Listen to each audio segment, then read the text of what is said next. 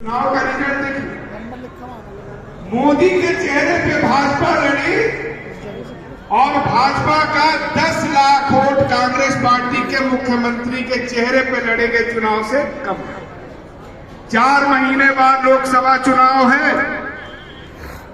4 महीने बाद जो लोकसभा का चुनाव है उसमें ट्रेंड आप देख सकते हैं कि हमारे मुख्यमंत्रियों, हमारे छत्रपों के चेहरे पे जो चुनाव लड़ा उसमें जनता ने 10 लाख वोट हमको ज्यादा दिया। ये चीज हमको लोगों को समझाना है, अपने कार्यकर्ताओं को भी, समर्थकों को भी, आवाम को भी। ठीक है। दूसरी चीज, 2019 का जो लोकसभा चुनाव था, इन आंकड़ों पे ध्यान दीजिए आप लोग। यही बातें आपको समझानी है, लोगों को बताना है। लोकसभा चुनाव में कांग्रेस पार्टी को मिला था 19.5% वोट। ठीक है। 4 महीने बाद लोकसभा चुनाव होने जा रहा है और आपको मिला है 38 से लेकर के 40%।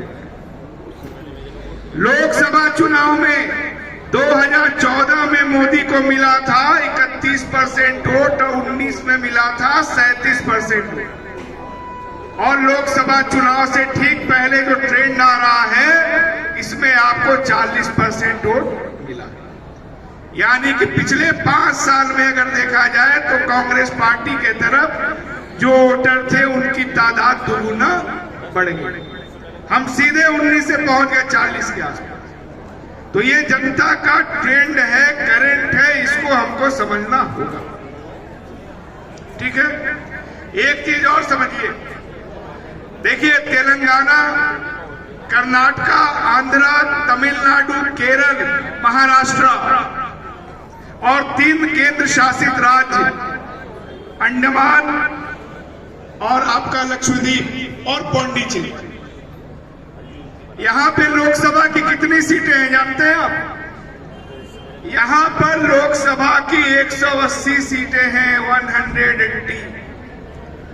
और जब हम लोग भारत जोड़ो यात्रा में थे उस समय ये कहा गया कि दक्षिण भारत में 180 जो सीटें हैं इसमें भारतीय जनता पार्टी और उसके सहयोगी दल 20 सीट से ज्यादा नहीं पाने जा रहे। यानी कि दक्षिण भारत में कम से कम आप 160-165 सीटें लेकर के आने वाले। मोदी जी के पास कितनी सीटें हैं? मोदी जी के पास 301 सीट है। ठीक है। बहुमत की सरकार बनाने के लिए कितना चाहिए? 272। यानी कि बहुमत से 31 सीट ज्यादा है मोदी जी के पास। जो उनके घटक दल थे जो इस आंकड़े को 350 पहुंचाते थे उसमें से कई घटक दल उनको छोड़ चुके हैं। और पिछले 30 साल से जब से इस मुल्क में गठबंधन की राजनीति हो रही है, जो उनके घटक दल थे पहले हमारे घटक दल थे, उनका काम है घटक दल बनना चाहे जिसकी सरकार। ठीक है।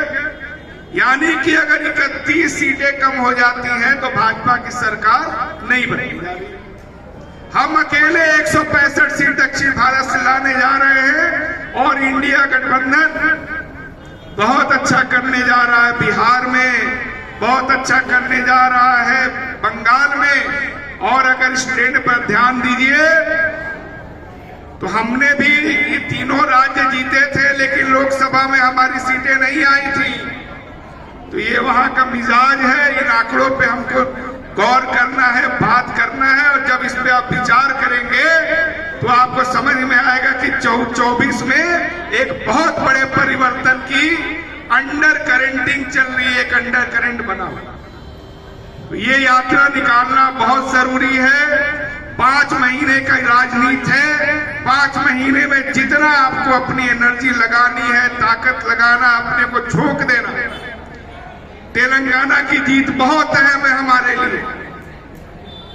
इससे पहले कर्नाटका का चुनाव हुआ, लोगों ने देखा कि मुसलमान जो पहले क्षेत्रीय दलों के साथ जाते थे उन्होंने कांग्रेस में अपनी वापसी की। और वापसी ऐसी की कि जो पार्टी उनके वोट पर वहां जिंदा थी मुसलमान जैसे कांग्रेस में आया, जेडीएस जाकर के भाजपा के साथ अलायंस कर। तेलंगाना के चुनाव में भी आप देखिए ये ट्रेंड बना है कि मुसलमान एमआईएम जैसी पार्टी के साथ जो अलायंस करके केसीआर लड़ रहे थे, मुसलमान उनके भी झांसे में नहीं आए, मुसलमान सीधे कांग्रेस में आए। ये ट्रेंड है और ये उत्तर प्रदेश में भी जारी रहेगा। मुसलमानों में एक चीज है, वो सोच उनका एक तरह का होता है। पूरे देश भर में मुसलमान एक तरह का ट्रेंड लेकर के राजनीति में वोटिंग करता है। तो केरल में, कर्नाटक में जो हुआ उसकी पुनरावृत्ति हुई तेलंगाना में, जहां मुसलमानों ने एक तरफा कांग्रेस पार्टी को वोट किया। ये परसेप्शन बनाया जा रहा है कि मुसलमान अकेले वहां जीता, ऐसा नहीं है। तेलंगाना में मुसलमान सिर्फ 15% है, यूपी से भी कम है। जो अक्सरियत समाज है, जो बहुसंख्यक समाज है, उसने खुल करके कांग्रेस का समर्थन दिया। लेकिन जो लोग मुसलमानों की राजनीति में जिंदा थे, उनके लिए अलार्मिंग टाइम आ गया है। तो ये जो यात्रा है, इसमें लोगों का कॉन्फिडेंस बढ़ाना है, उनके बीच जाना और ये आंकड़े समझाने हैं। क्योंकि देखिए मीडिया आपके खिलाफ माहौल बनाएगा। इस सब जितना माहौल बनाया जा रहा है, सबको ध्वस्त करने का और कोई तरीका नहीं है। लास्ट में स्लोग ओवर जो होता है, लास्ट में जो 5 ओवर बचता है मैच में, उसमें सिर्फ छक्का चौका मारा जाता है, ठीक है ना। तो ये जो 1 महीने की यात्रा होगी, हम सब लोगों को अपना 100% इसमें देना है। और इस पूरी यात्रा में जगह जगह जो बड़े कार्यक्रम होंगे, उसमें हमारा राष्ट्रीय नेतृत्व भी आएगा, दूसरे सूबों से जो हमारे बड़े नेता हैं वो लोग भी आएंगे। तो जो आज मीटिंग है, हम लोग पूरा फोकस इसी पे करेंगे। जिला अध्यक्ष लोग हमारे आए हैं, जाहिद भाई हैं, यूनुस भाई हैं, मुरादाबाद के जिला अध्यक्ष लोग आए, इन सबके साथ एक राउंड बैठक हो चुकी है दिल्ली में, लखनऊ में। तो आप सब लोगों का सुझाव इसी मुद्दे पर आए कि किस तरीके से हम मोबिलाइजेशन कर सकते हैं, किस तरीके से लोगों को कन्विंस कर सकते हैं, यही बात कहनी है। और पूरी बातें इसी के इर्द गिर्द रहेंगी।